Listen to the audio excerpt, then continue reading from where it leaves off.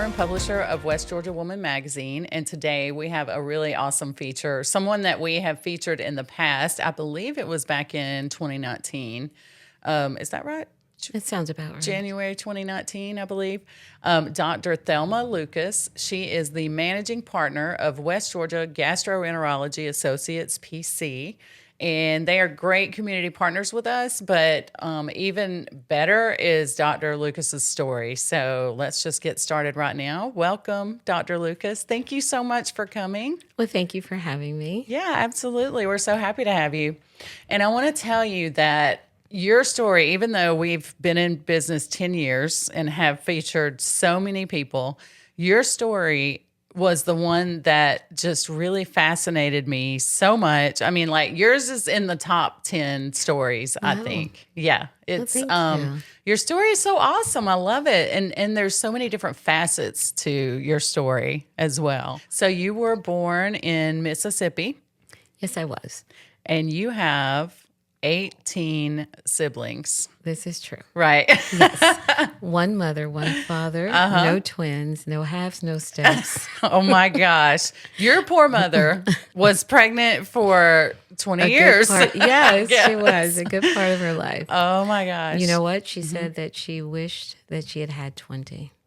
Really? So don't feel sorry for her. Oh, Yeah, just to make it make it even, or she just wanted more. She always wanted 20, so she got 19. Yeah, so she got close. Oh, yes, she did, and she was very instrumental in the career path that you chose, even from an early age. So she found out about a gifted program, right? When you were little. How old were you then?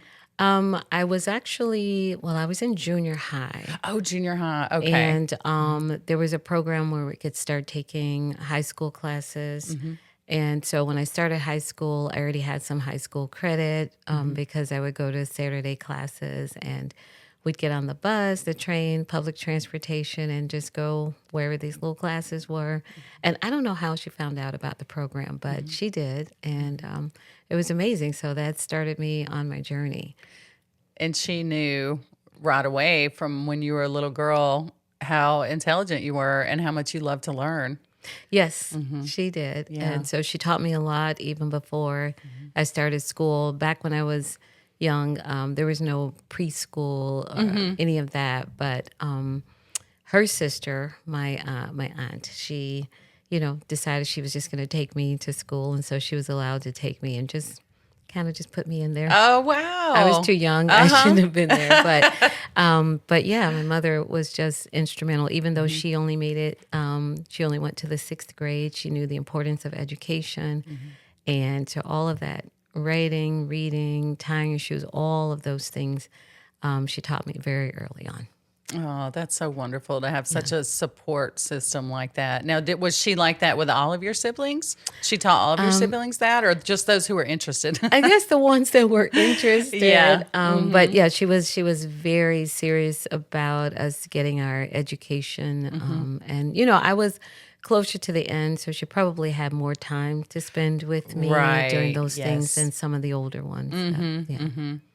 And like I said before, you grew up in Mississippi, and, people sometimes don't realize that we're only a couple of generations away from what your family did, which was sharecropping. Absolutely. You were an original sharecropper on a tenant farm in Mississippi, right? Yes. Can you tell me a little more about that? Sure. So one fun fact. So my father and his brother married my mother and her sister. So we would call ourselves double cousins. So there were 19 of us and 16 of them. And so when you are doing the tenant farming, the more hands you have, the faster you can work. And so the better. So it was a good thing to have more hands. But it was, as you know, very, very difficult, hard work, backbreaking, working in the hot sun and all of that. And then, the compensation at the end of the year was... Yes. Yeah. I mean, like you're making enough that you'll do it again the next year, but not really enough to get ahead. Right. And so, Yeah. And what did you guys harvest typically? Cotton. So we were picking cotton. Okay. And I've heard that is the most brutal work. I mean, like they prick your It fingers? is, yeah. So the cotton balls, they have these little sticky things, and they'll prick your fingers. Your fingers will bleed, Yeah. and the cotton plants are low. So most of the time that you're working, you're bending over. You're constantly bending to pick the cotton and get it Right. into the bag. So it is Hard. backbreaking, Yes. hard work. Yes.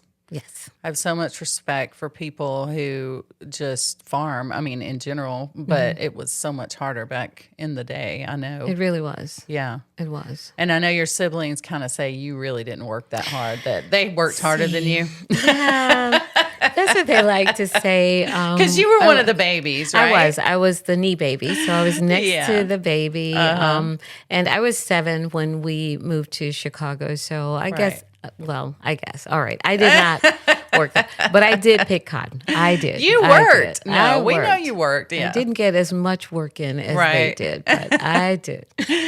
So I you was up moved to Chicago, and that was part of the Great Migration. Yes, it was, although we almost missed it. Really? Yes. So the Great Migration ended in about 1970, and we moved to Chicago in 1969. So we joke, like, Daddy, we almost missed it. Wow, you did. And Yeah. can you explain a little more about what that was for people who haven't read your story before? Sure. So in the South, and not just in Mississippi, but a lot of southern states, where, life was so hard and you were sharecropping and just trying to make a living, a lot of blacks started moving to some of the cities for better opportunities. So since I am near the bottom of the pile, some of my older siblings had already moved away Okay. and had moved to Chicago, and they were telling my dad, like, come, you have to come. There were the steel mills at that time in Chicago. That was a big, big employer, so it was very easy to get jobs there. They needed a lot of workers, and it was just a better opportunity. So they worked on him for a few years, and he eventually, so he actually went ahead to find work. Okay. And then actually bought a house. So he was able to save, buy a Wow. house. And then he sent for the rest of us. And that was in 1969. And by that time, like I said, the Great Migration ended in about 1970. So we almost missed it, but we made it. Oh, good.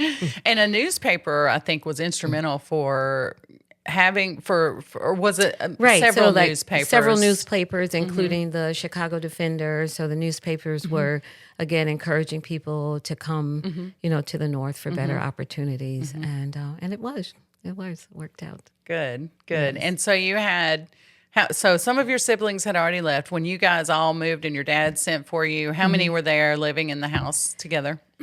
At least 12, maybe 12 to 13 at that time.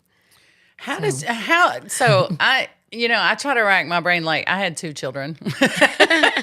How do you even feed 19 children? Because your mom had to have been cooking all day long. I mean, what happened? Or maybe the older kids maybe helped her some? Well, at some point. So in addition, so with the sharecropping, you're renting, someone else's land. Right. You don't own it. But my father, he was, very ingenious. So he was able to, even though we're working and living on their land, we had a plot of our own that we had our own garden. So we were able to grow vegetables. We had a few animals. So we probably did better than a lot of people that we were living around, just, with, saving, scrimping, and, being innovative, reusing. Yes. You have Any to and everything that you could. can. Yeah. Yeah. So that's how. Yeah. Wow. And then was she spending most of her time cooking, or how would she do that? Would she get up and cook breakfast early in the morning? So it was the boys' job to start. We had this black potbelly stove, which is really just took on a life of its own. But anyway, we had this stove, and you had to feed, put wood in there. You had to feed it wood. We had one of those, yeah. Yeah. So it was some of the bigger boys, it was their job to put the wood in there and start the fire in the morning, and she would cook on that stove and make breakfast. Wow. Cooking on the potbelly stove. Oh my gosh, that's not very big, really. No. No. So she would make breakfast because people had to go out. You know, the rest of them had to go out to the field to work. And then she would come back in the afternoon and make dinner and then supper. But in between, she was working as well. I don't know. I don't know how she did And it. then half the time she was pregnant. Yes. Oh my gosh. Yes. What an amazing woman. Yeah. So strong, you know? Right. So, Just but so it wasn't strong. like she was like a stay-at-home mom. I mean, Yeah. she would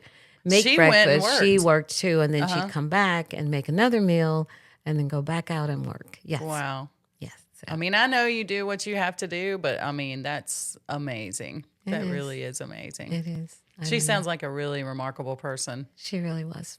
Yes. Absolutely. So once you guys moved to Chicago, Mm-hmm. you got to get on the L train and stuff like Yes. that. Public transportation. There was nothing in Mississippi, I'm sure. All not like rural. that. Like we don't even have it here. But yeah, so you learned more about the city, and Mm-hmm. then you were in middle school, and you had a summer camp that you. So it was a summer program. So I started the middle school, and then when I got to high school, there was a summer program again initially for inner city kids who were interested in engineering, and this was sponsored by IIT, Illinois Institute of Technology, and a counselor recommended me for this program. So I went along with students from all across the city. So when I went to this program, I didn't know anyone else because I was the only student from my high school who was chosen to go. Oh wow! And there were kids from all of these other high schools. So I made friends there.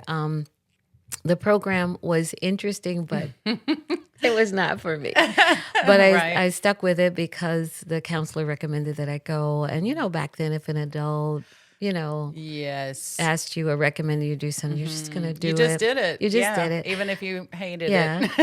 it. Yeah. I won't say I hated it, but I did not love Right, it. right, I did not right. love it. Yeah. So I stuck with it, and we had classes every Saturday. So I'd take the L train down to IIT, and we had classes, and we'd be there all day. And at the end of the year, they said to us, this program was so successful that we're going to continue it next year. Oh my gosh. And I was like, I was so shy. I was so nervous, but I was just like, Oh.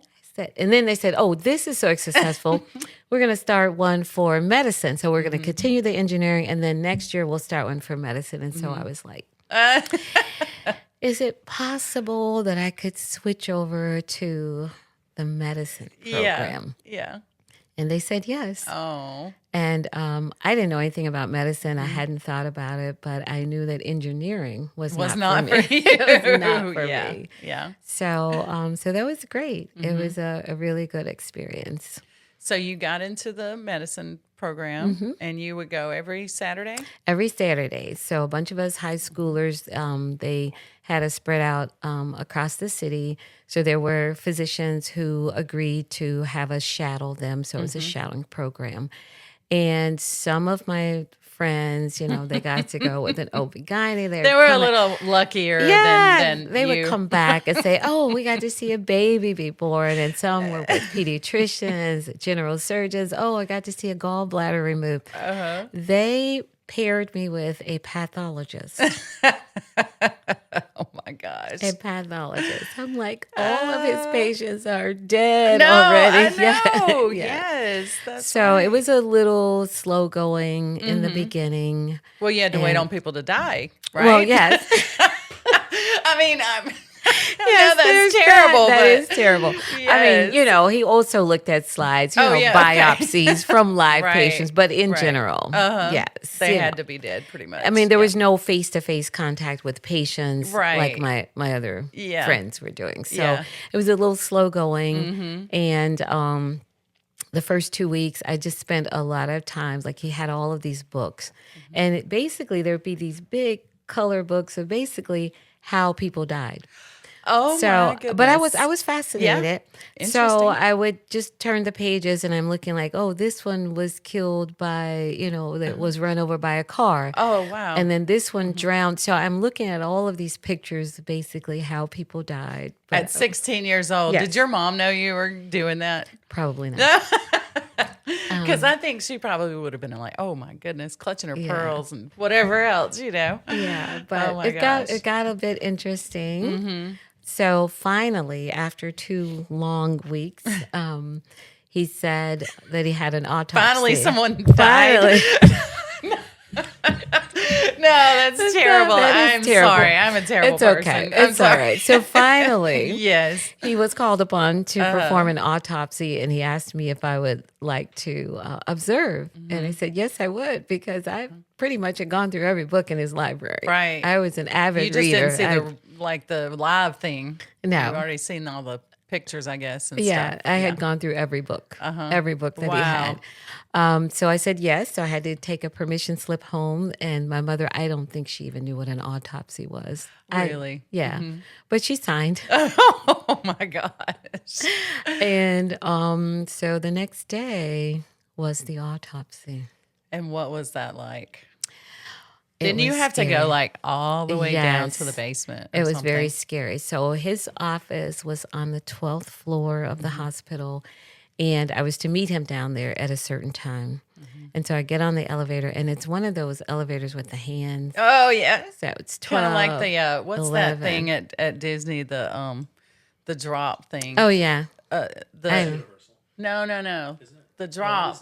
What is that? Tower of Terror. Yes, Like it was. that little It was thing. like Yes. the Tower of Terror. Oh, okay. So initially, there were a few people that got on and off the elevator, but the last few floors, it was just me, and the hands are going down.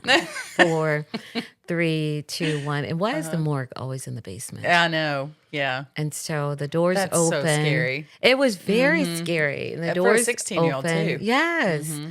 And then it's dark. The doors open and it's just me. Just the sound of my The sound of feet your feet. Yeah. on the tile floor. And then there were all these drawers like this, like file cabinets, but they were big. And I would later learn what was in those drawers. Oh my gosh. Did you ask? Did you ask him what was in the drawers? I did. Oh my gosh. There were bodies, Yeah. dead bodies Yep. in the drawers. Yeah, just a whole wall of drawers. Wow. So I walk towards this light because it's dark there. Why? Like, why do I have to be in a scary movie? Yeah, exactly. And so in the basement. I walk towards the light, and he's there. He's already started. Oh, And wow. so the body is there, and there's just a little bitty light shining on the body. Kind of looks like the movies. It was kinda. just like the movies. Oh my gosh. It was just like the movies. And he said nothing to me. He just kind of motioned like he had a gown and some gloves. And he just sort of motioned to me that I was to put this on. And I did. And I'm just standing there watching as he, cut the skin of the chest. And then he had a saw and he cut through the bones in the chest, wow. exposing the organs in the chest. And then he took a scalpel and he made a cut on the forehead of this patient. Right. Right. And he pulled the skin back, exposing the skull. And then he took this little saw and he cut the skull. Oh, wow. It was like a football-shaped cut. And then at that point, he said, "Would you like to remove the brain?" Oh, my gosh. And I said, "Yes, I would."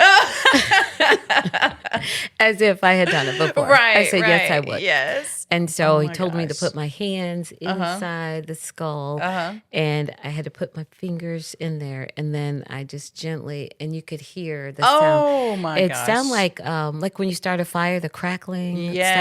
sound of a good fire, Oh, my or goodness. walking on the floor of the forest when it's dry and you're stepping on twigs. That's what it sounds like Wow. as the brain is being pulled away from the skull. And Oh, my I gosh. removed the whole thing intact.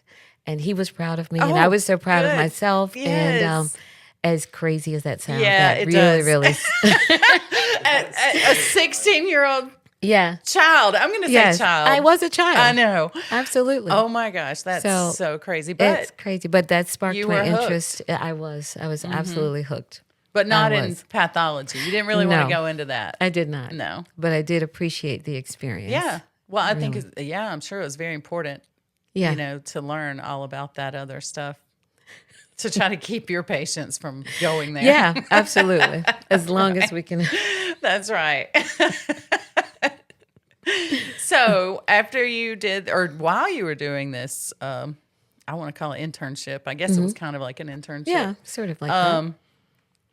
You were in high school still, Yes. studying hard. Did you ever have fun? Did you ever do anything I to have really fun? did. You I did? did. Yes. I was in the choir. I also worked at this school. I know it's crazy. Listen, that doesn't sound like fun. It's It like, really oh was yeah, I fun. had fun. I went to church. I went and was Right. in the I choir. did. Did you ever get to go out at all with your friends or anything Yeah. like that? Okay. I mean, we played softball out in the good. streets, broke out some, lights, the street lights with broke the out ball. some.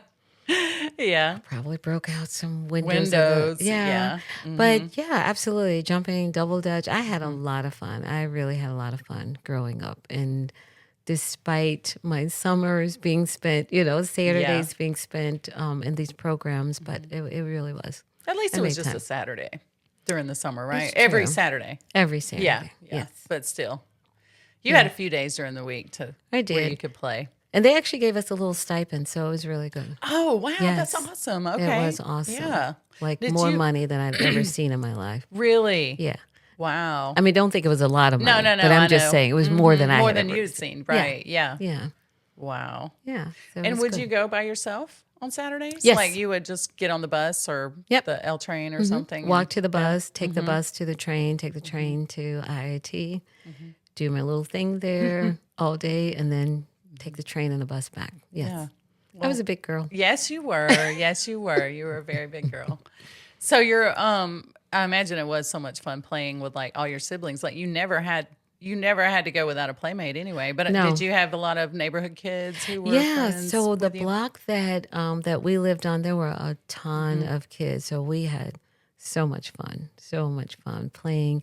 And then in the winter, with the snowball Oh, yeah. fights, like this whole side of the block. You have a snowball fight against the whole other side of the block.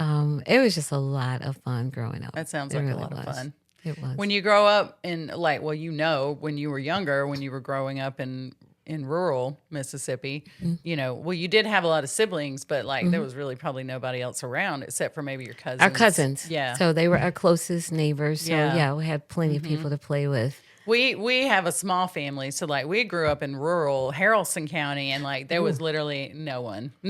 It was just me and my brother. That was it. Yeah, That sounds very quiet. it was very quiet and sad. And he always made me play war, and I didn't want to play war all the time. But if I wanted someone to play with, I had to play war. So we'd get the sticks and pretend they were guns and go out in the woods and that kind of thing. But, Well, that's something. yeah. I mean, it's something. It Yeah. is. But so you had a great neighborhood, and I think your mom would like welcome everyone in. Oh yeah, and just absolutely. if they were hungry, she'd yes, feed them, and she would. So there was always enough, and it was never like, oh, we weren't expecting this person. And there was always enough. And then on Sundays, it was not uncommon for 6, 8, 10 people to follow us home from church. So we lived close enough to our church that we could walk. And so people would actually follow us home. oh wow, And it would be okay. yeah, And there was always enough. And I loved that about growing up, and I loved that about her. And that's the way I am now. I mean, if she cooked, well, first of all, I didn't know how many pieces. I'd never seen a whole chicken, just cut up. Oh, and right. she could really just cut it up into a lot of pieces. Right, And if yeah. extra people showed up, then she'd just cut it again. Yeah. And there was always, plenty of vegetables and that sort of thing. So it was never like, oh my goodness, we have 3 extra people for Yeah. dinner, or there's 5 extra people. It was not like that at all. wow, We just welcomed it, even though the house was already full and there were a lot of us. yeah. Just everybody was always welcome. And I'm I sure really there were liked plenty of that. biscuits and cornbread and Oh, stuff yeah. like that. Absolutely. And my mother was an amazing cook. So again, there'd always be people just dropping by Oh, right. at dinner yeah. time. Yep. Well, that's so nice. I just love that. Not enough people do that now, I think, I just agree. welcome people into their homes, But I mean, it's kind of scary sometimes too. So you got to be careful. Yeah. Well, I guess it depends. If depends. your kids are bringing someone home, obviously you're going to let them in. Yeah. But I don't know. I don't know. I mean, it's the way we grew up. So it's Hey everyone, spring is here, and when the temperatures start rising, there's nothing better than staying cool or comfortable at home with the AC running. That's why I trust Addison Smith. They offer 24-hour repair service, so no matter when something goes wrong, you're covered. And right now, they're running a spring AC tune-up for just $99. Can you believe that? That is such a great deal.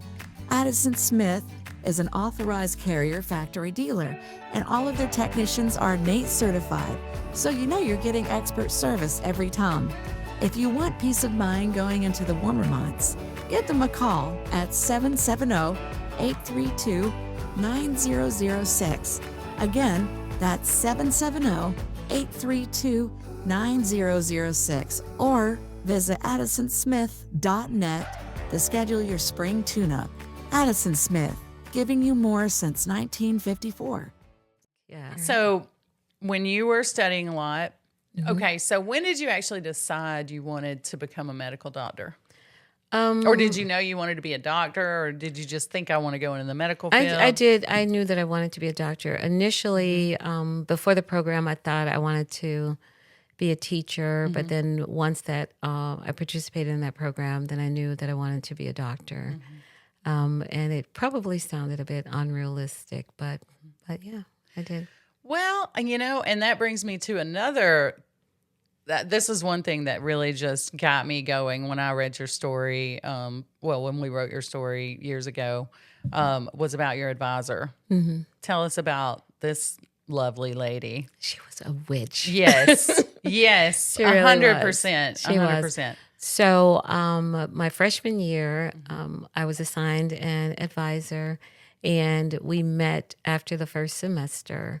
So she, asked me what did I want to do. I told her I was going to major in biology and that I wanted to be a doctor. And she said, "Oh, honey.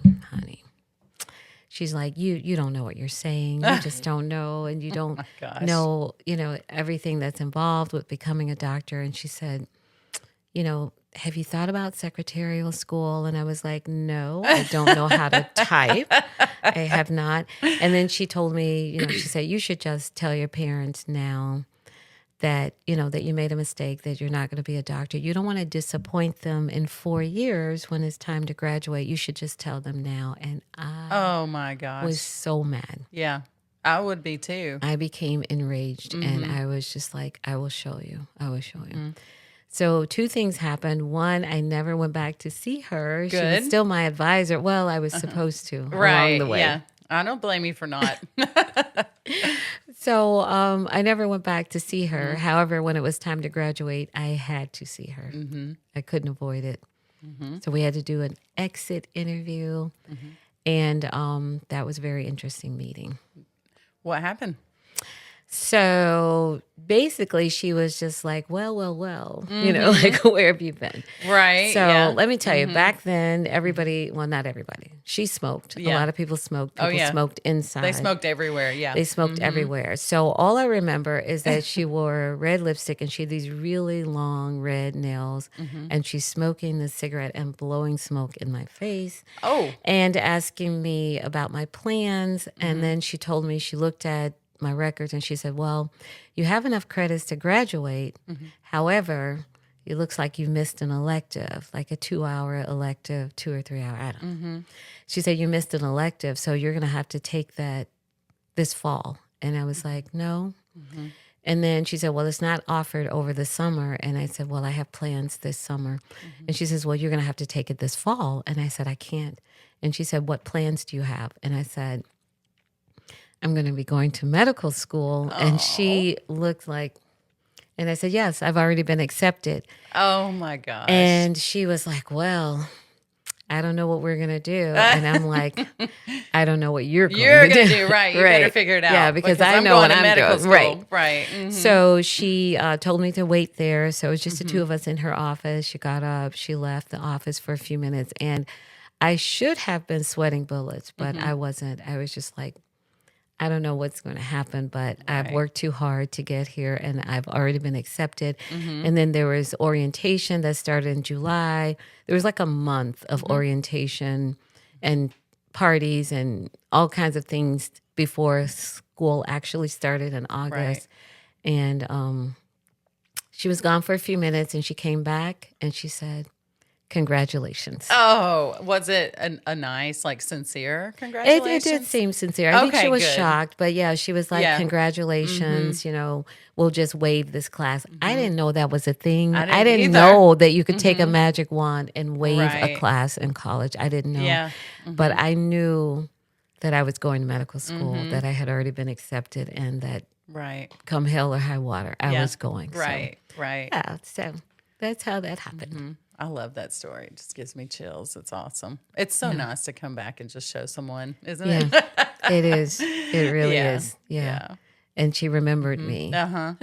Yep. And she probably remembered that whole conversation Yeah. telling you that you weren't going to be able to do it. You were going to disappoint your parents. I mean, like, what kind of an advisor is that? No. Who she was clearly in the wrong, like sector of Yes, I agree. as far as her job, And what made it so crazy is that all through high school, I had all of these advanced classes. I was in AP classes. So it's like, what are you basing this on? Exactly. Like my GPA was off the scale. It was a 4.0 GPA, a 4.0 scale. My GPA was like 4.5, 6, 7, like out to the 100th. I mean, just like, Yeah. what are you basing this on? Right. Exactly. Yeah. And she was a white lady. She right? was. Yeah. She was. With long, gross red nails. Mean lady. Mean. I'm not happy with her. Terrible She's probably person. dead now.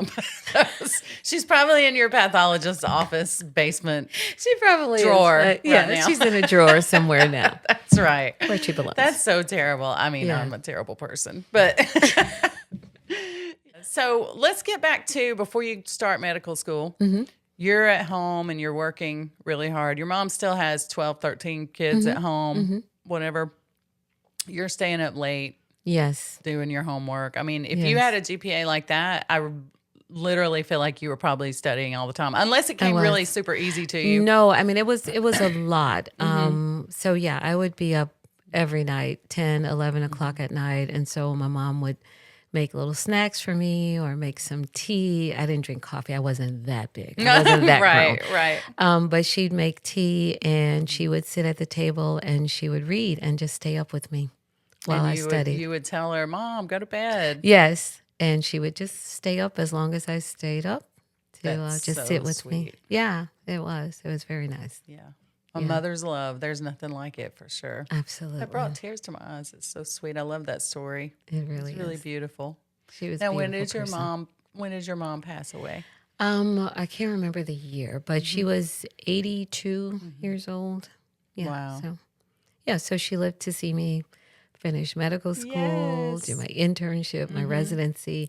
And she would get on me when I was an intern. We were working so many years. This was before they had rules about how many hours the baby interns can work. There was no, They just worked y'all to death. they did. Oh And so I would say, Mom, for the amount of hours I'm working, I'm making about $2 an hour. And she said, you stop that. You stop saying that. And I said, well, I am because I'm working a lot of hours. She didn't like me saying that part. She wanted you to be grateful for all the hard work that you'd put into having, and that you were a doctor. Yes. And I was. And and even with that, that's the most money I've ever made in my life. But I'm saying, like, if you divide this amount of money by 100%. the amount of Yes. hours that I'm working, Yeah. it would come out You were to working about, less than minimum wage. Yeah. oh, yeah, for sure. Yep. So she didn't like me saying that part. Oh my gosh. She Well, did. she sounds just so precious. And what Yeah. was your dad doing during this time? I guess he was So working. he was working, and he worked at, I know my older brothers worked at the steel mill. I think he did there initially, and then he was doing like automotive work. One of those jobs where they have your little name on your Yeah. on your blue shirt. Yep. But doing automotive work too. And I will say that when I was in school, when I was in college, I tried to never ask my parents for money because we just didn't have it. Sure. And I forgot that part. I worked all through college too. Oh, yeah. I worked you in a did. lab. I Yeah. worked in a biology lab, and so I would make little money there. But there was one time that I needed about $400, which I just hated to ask, but I needed it. Yeah. And so I asked my father for this money, and I think I'm the only child that he ever. Oh, hopefully my siblings won't hear this, but I think I'm the only one that that he ever he came up with the money. But I can't even Wow. remember now why I needed, but I needed like $400, and I just did not want to ask. I mean, even when we were in high school, my mom would give us money for bus fare, and we would just walk to school and save the bus fare. And at the end of the week, my sister Mary and I, we would try to give her the money back, and she wouldn't take it. She's like, "That's yours." And so stop at the candy store Right. or whatever. Yeah. But yeah, we just didn't want to ask. Yeah. So I understand that. yeah, because it was a sacrifice. Yes. And we appreciated it. So. Definitely. But he gave you the money. He did. He did. And then from then on, you were the favorite child, right? Well, no, I'm kidding. I'm kidding. No, we all really, my mom and I guess our parents had a way of making us all feel very special, because we all argue to this day. We argue about, well, no, you were daddy's favorite. Well, you were mama's favorite. No, it wasn't me. It was you. So we argue about who it really was, because she wouldn't say. Of course. Right, of course. I mean, Of course. although I yes. too know some mothers that would say, yes, this is my favorite. Yeah, no, this I is my favorite son. Yeah, I could never do that. Well, I mean, like, he is my favorite son because he's my only one. Yes, you can say that. Yeah, But you would not still my favorite you would still be her child. favorite, even if yeah. Well, He fights with my daughter, with Sydney, yeah, about I that. know about that. That's my son. I'm no longer the Oh, favorite. right. That's right. Yeah. well, so my grandson is now my favorite boy. Yeah. Well, this is the way. That's the way it goes. That's right. That's what the way it happens goes. for But- sure. But they just had yeah. a way of making you feel like you were their Yeah. favorite. All the time. Absolutely. Not Anyone, me personally. like everyone yes, felt that every way. one of us. Yeah. Yeah. I mean, so birthdays, she would ask, what's your favorite meal, and try to make something special for you on your birthday. I mean, it wasn't like a lot of store-bought gifts and that sort of thing. But yeah. And would she make you a cake and stuff? Yes, Yeah. definitely a cake. Oh. Yes. And I wanted spaghetti and fried chicken. I'm Well, getting hungry. I know, right? It's getting a little late in the day. Speaking of birthdays, you have Yes. two. I do. I have two birthdays, May Isn't that 5th and crazy? 6th. That is crazy. And what's crazier is there are several of my siblings who also have two birthdays. You got to explain this. All right. So we were born in Drew, Mississippi, Sunflower County. And at some point, the courthouse burned down and all of the records were lost. And so if you needed a copy of your official birth certificate, you'd have to write a letter and mail the letter and ask, and you'd have to put your information, your name, your date of birth, your parents' name, all of that. Well, I don't know who they had working in that little county office, but they got everything all mixed up. So when my official birth certificate came back, so I had always celebrated my birthday as May 6th until I was 14 years old, and I needed my birth certificate to get my first job. And the birth certificate came back May 5th. Well, that's it. That is your official birthday with a stamp from the county. Right. That's it. So Yeah. I have May 5th and 6th, but I used the 5th on official government documentation. But my family, and I do have some that were like, we're not celebrating the 5th. Your birthday is May 6th. So- Right. Yeah. So you Yeah. just celebrate on the 6th, and then Well, officially you were born on the 5th, supposedly. I take both days. You're right. And then if there was a situation where my mom was requesting a birth certificate for two of my siblings at once, so like there's one sister whose real birthday I think is October 13th, and then the other sister is August 13th and October 10th. Well, then those got mixed up. And Oh so my that's gosh. that's So your now birthday. that's the way it is. Yes. That's wild. yeah. That Yeah. person must have been drinking on the job. Maybe that, or they might have been a little bit illiterate. I don't Yeah, know. it could I have don't been. know. Yeah. Could it be, or just Wow. busy, or just didn't care. Didn't care. Yeah. Didn't care. Wow, that's crazy. So it is crazy. So I don't fight it. I just accept both birthdays. Right, so right, People yeah. that know me now know it's May 5th and 6th, and I expect cards and presents Right, on both days. That's Yes, right. Yes. Does your husband have to send you flowers on both days? Well, he won't. But my No, he mother-in-law, won't. she always makes sure to get me 2 cards. Oh, that's so sweet. Yeah, That is yeah. so sweet. Does she live around here? Yeah, my in-laws, they moved here from Chicago a few years ago, so Oh, they that's live so here. nice. Yeah. Yeah. Do they live close to you? Or? They do. They do. Yeah. Wow, Takes that's about great. 5 or 6 minutes to drive to their house. Yeah, they're very sweet. So they Yeah. followed us here. And yes, she makes sure that she gets me 2 cards. That's so Yes. sweet. Yes. And your husband's name is Kevin? Yes. And you guys met in an interesting way. Yes. Do you feel like Well, sharing that or Sure, Okay. sure. Well, we met in college, but we didn't go to the same school. We actually met at a party.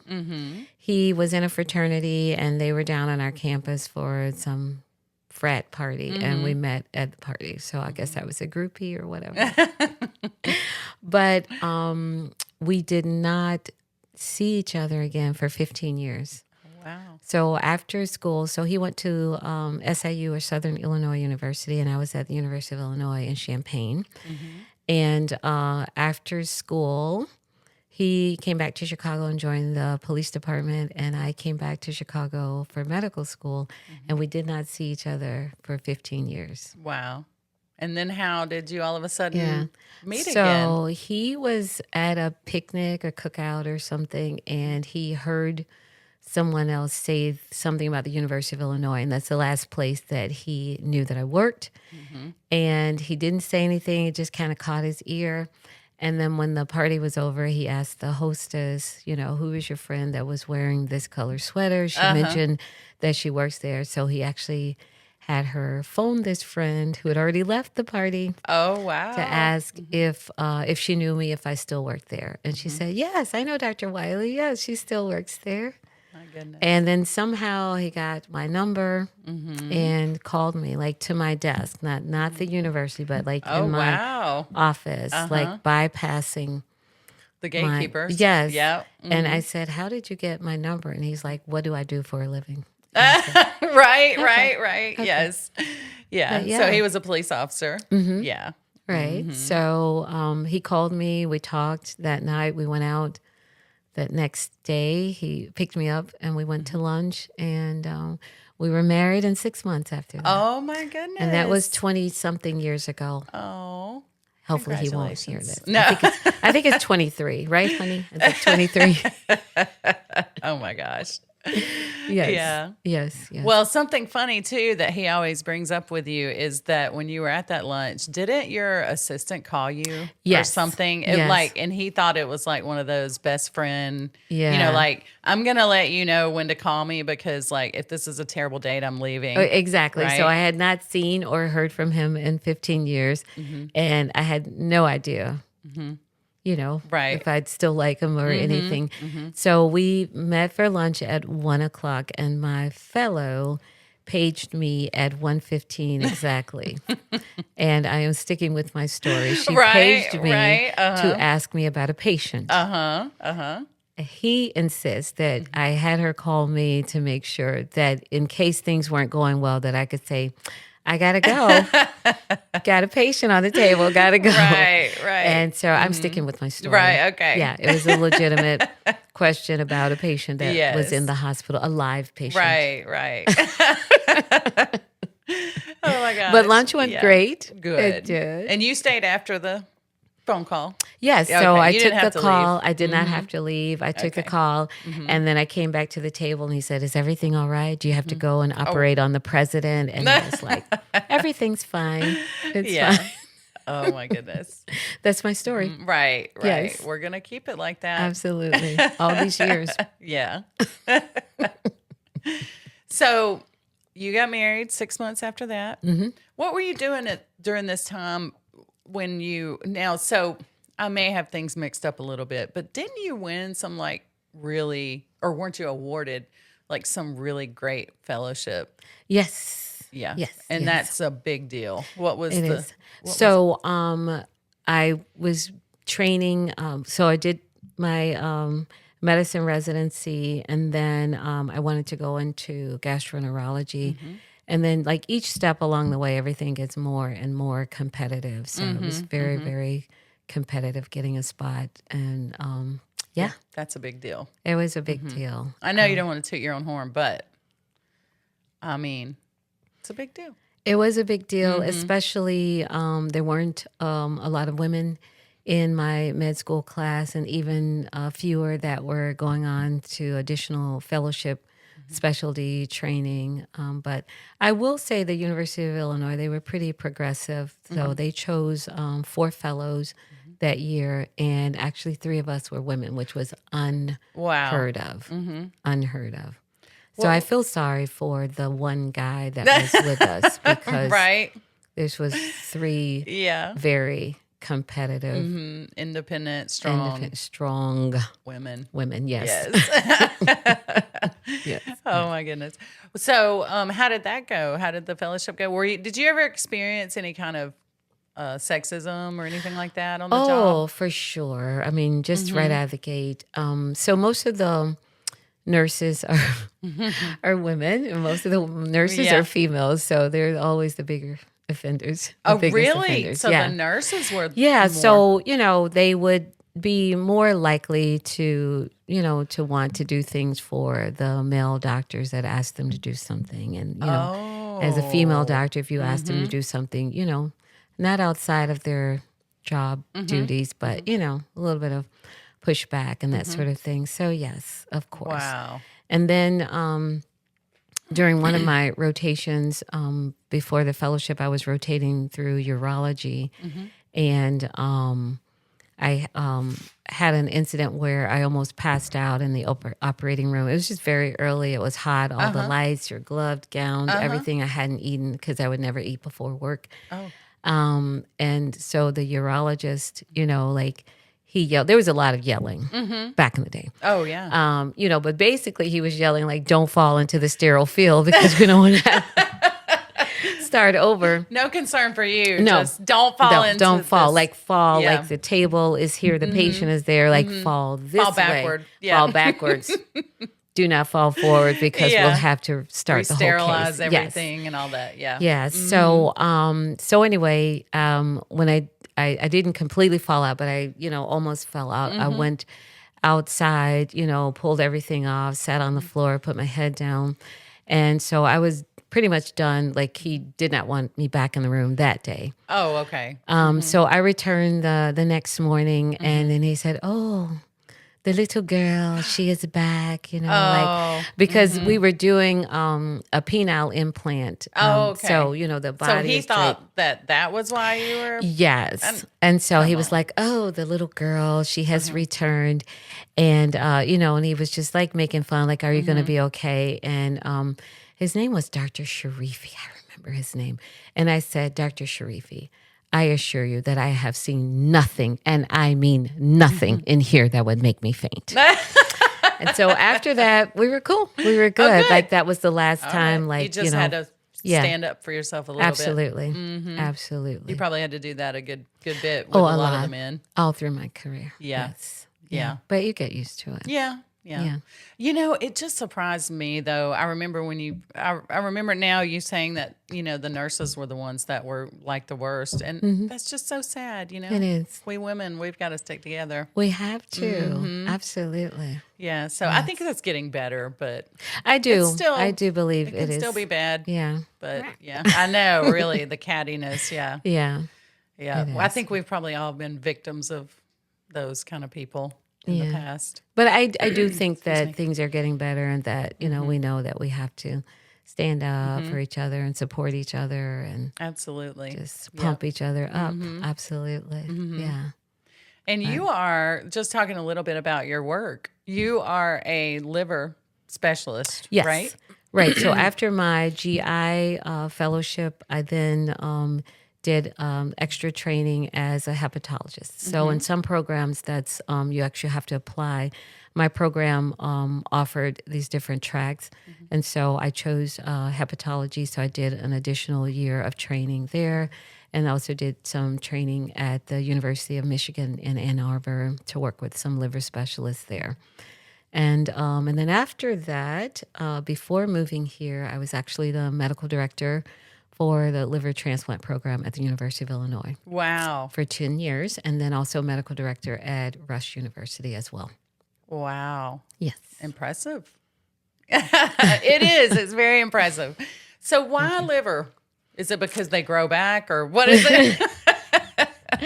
Why? Well, I mean, yes, the liver is pretty an amazing. it really is an amazing Yes. organ, and it does have the ability to regenerate new cells. Now, once you develop cirrhosis, so we want people to Not be imbibing so much. not so much. on I mean, the a little bit alcohol. is good for the heart. Right. Too much is too much. Right, right.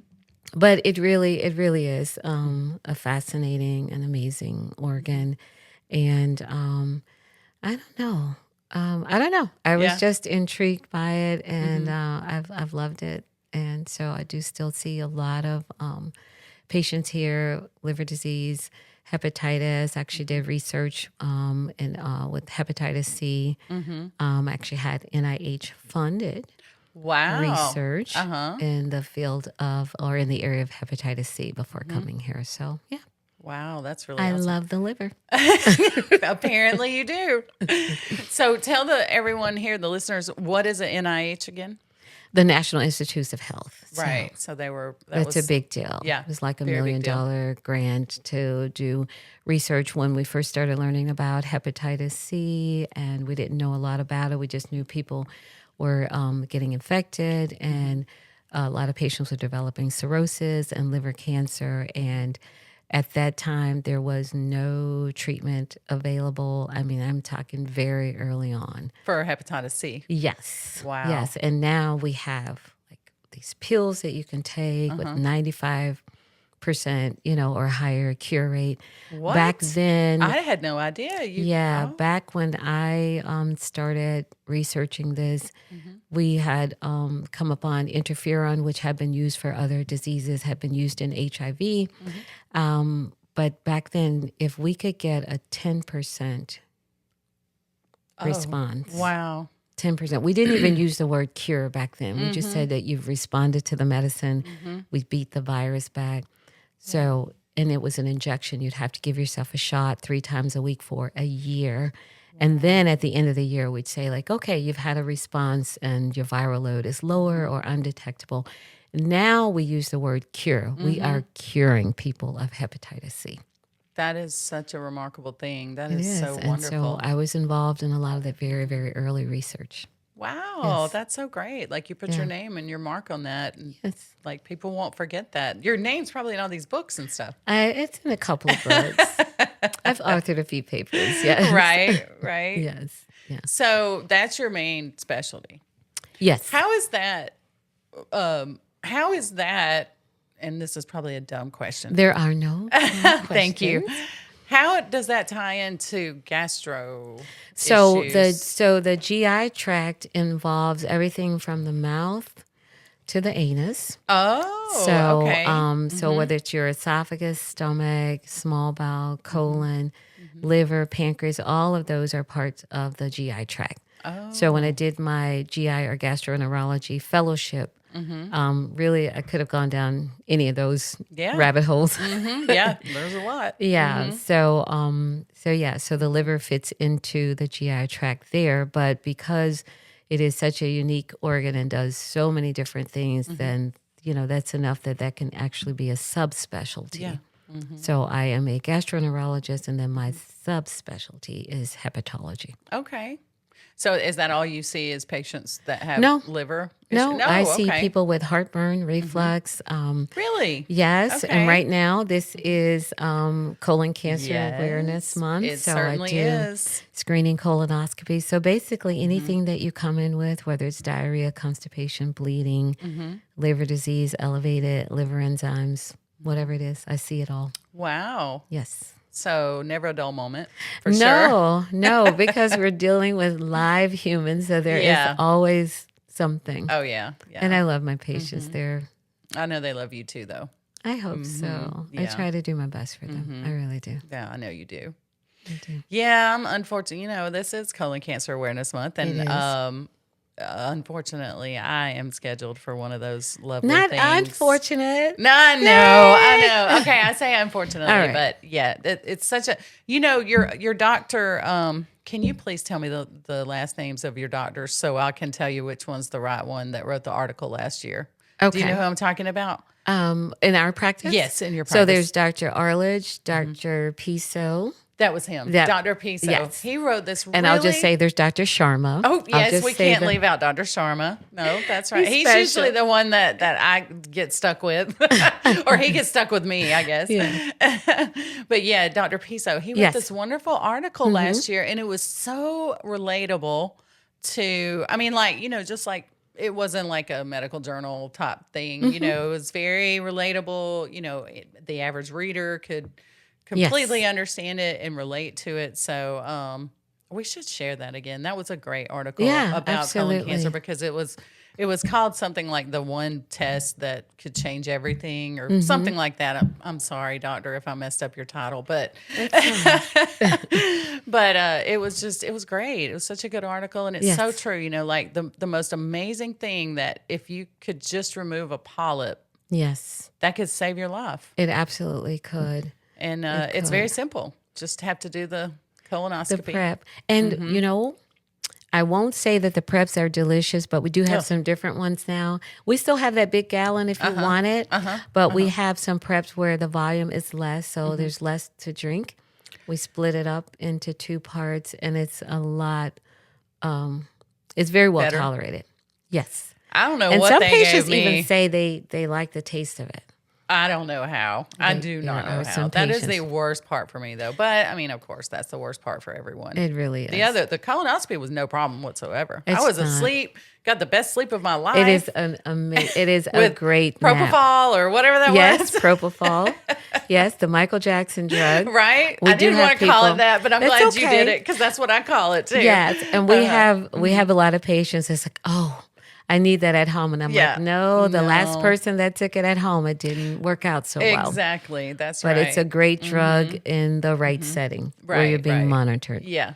Yeah. But it is. definitely. I have a lot of patients say that it is the best It sleep. is. It is a wonderful Best sleep nap. I've ever had in my life. Yes. It really is. But not Yes. not encouraging people to go out and get that or anything. Not to on the get black propofol, market. No. but we are encouraging you to get your colonoscopy Absolutely, done. we are, and I'm doing that. I think I'm actually Good. scheduled for a couple of weeks from now. It's this Excellent. month. I know All it's right. this month. That's I how love I it. can remember. You know, I next love time. it that you're having it done in March, Colon Yes. Cancer Awareness Month. I really Right? like that. I don't even know what kind of prep they gave me though. I hope it's the good stuff because, like, Hopefully. If not, you just Oh. call me. I'll make Okay. sure. I'll make sure you get the good okay, stuff. thank you.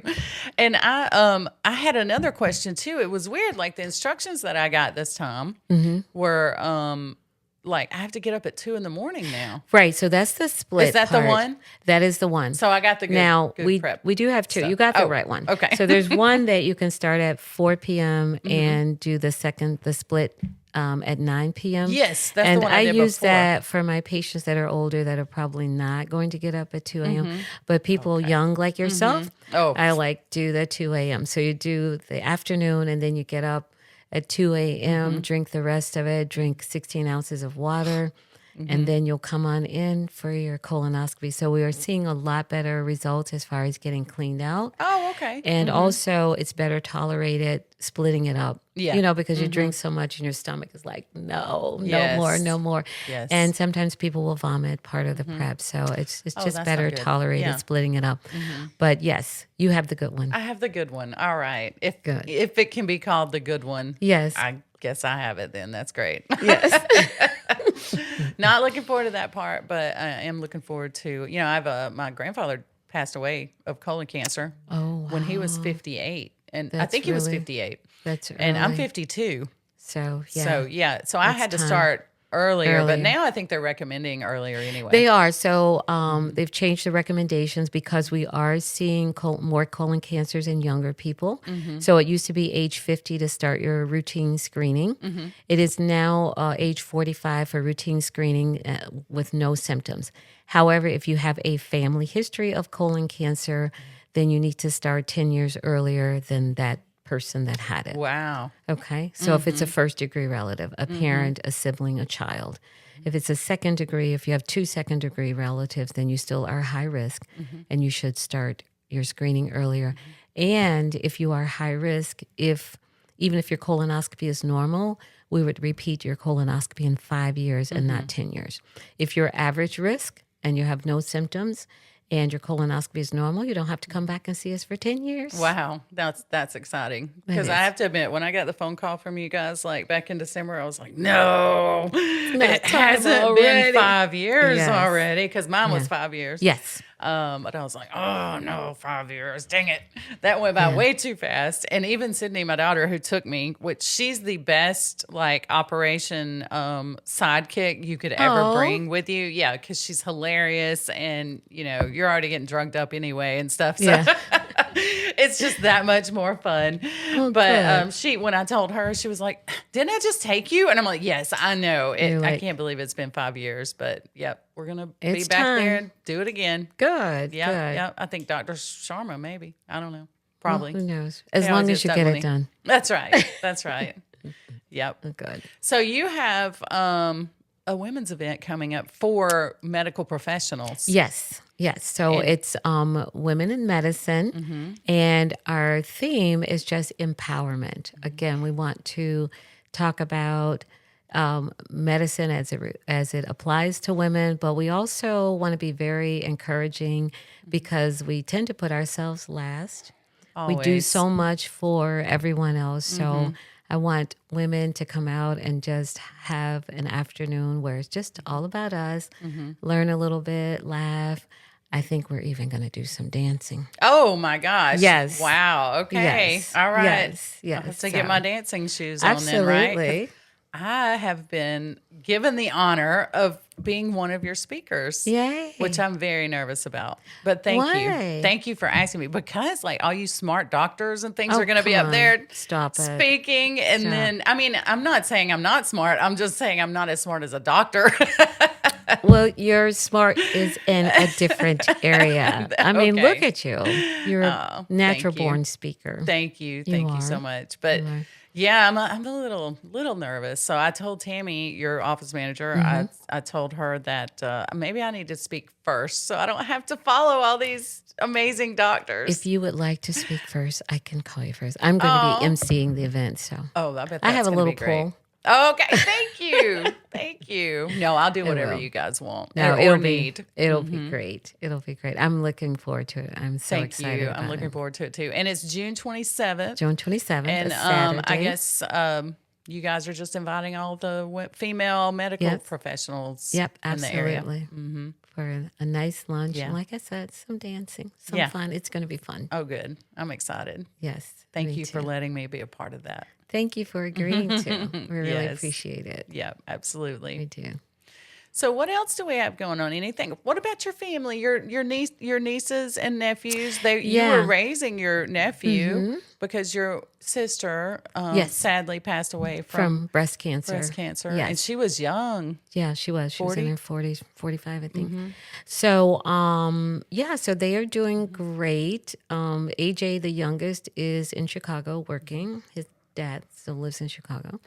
Jalen is here in Carrollton. And Oh, Jalen's still here. he is. Well, he had moved to goodness. Valdosta. He thought he was grown. So Right. back in Carrollton. And then Kaylin, the baby, the youngest, she's a little baby nurse now. Oh my goodness. Yeah, so she's graduated How college, sweet. and Yes. she went to North Carolina A&T, and she stayed out in North Carolina. So she's working as a nurse, and I'm so proud. I'm proud of all of them, but I am super, super proud of her. Finally, somebody went into the medical I field, know. right? I know.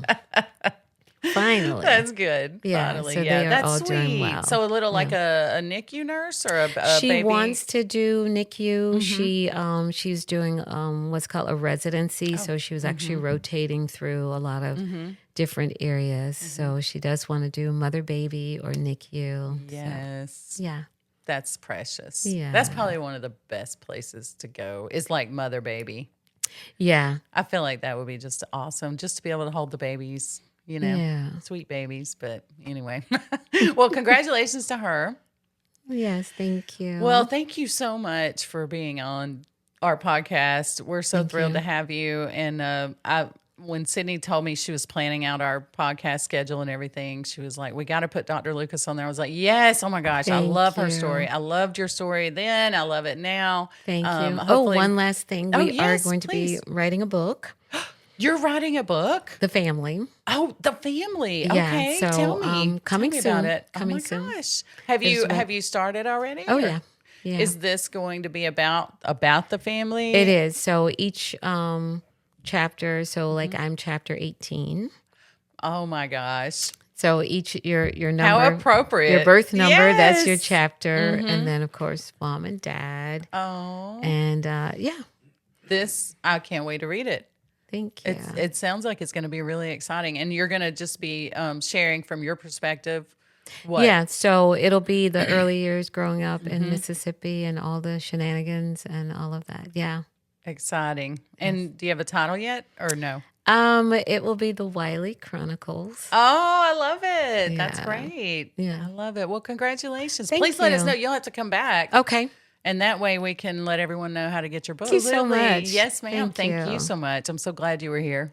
I'm glad that you thought of me and invited me. Thank you. So good to catch up with you again. I know it's been too long. It has. It really has. We can't let it be this No, long next time. that's right. But we'll see each other in June Absolutely. at your women's event. Yes. Thank you. Thanks, Zach.